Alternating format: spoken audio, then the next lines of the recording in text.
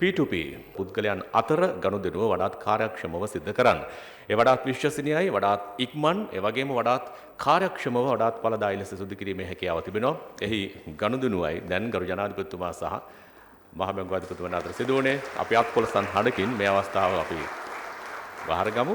මෙතෙන් සිට මේ රටේ ගනුදෙනුකාර භවතුන්ට තමන්ගේ එදිනෙදා ගනුදෙනු සිදු කිරීමේදී මේ ක්‍රමවේදය භාවිත කරන්න පුළුවන්කමක් ලැබෙනවා.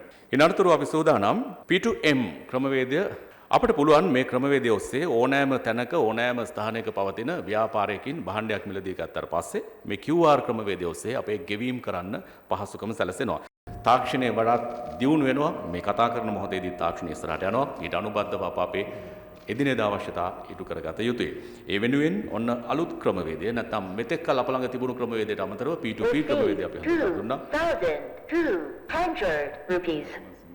ඒ වගේම මෙතෙක් කල් අප භාවිත කළ ක්‍රමවේදයක් බවට පත් වුණු QR ගෙවීමේ ක්‍රමය වඩාත් සක්‍රියව සිදු කරන්න අවශ්‍ය කරන බව අප මෙහිදී ඔබට සඳහන් කරනවා. ඒ පළදෙනු ඒ වෙනුවෙන් වූ කාර්යභාරය ගරු ජනාධිපතිතුමාගේ ප්‍රධානත්වයෙන් අනිකුත් සම්භාවනීයන්ගේ ප්‍රධානත්වයෙන් යුතුව අප මෙහිදී ආරම්භ කරනු ලැබුවේ. බොහොම ඉක්මනින් කෙටි කාලයක් තුළදී මේ ගනුදෙනුකාර බහතුන්ගේ ප්‍රමාණය දස ගුණයකින් ඉහළ නැංවීම කෙටි කාලයක් තුළ දස ගුණයකින් ඉහළ නංවා ඩිජිටල් ගනුදෙනු ක්‍රියාවලිය සඳහා රටවාසී ඔබ එකතු පහදු කිරීම මේ වැඩසටහනේ අරමුණයි.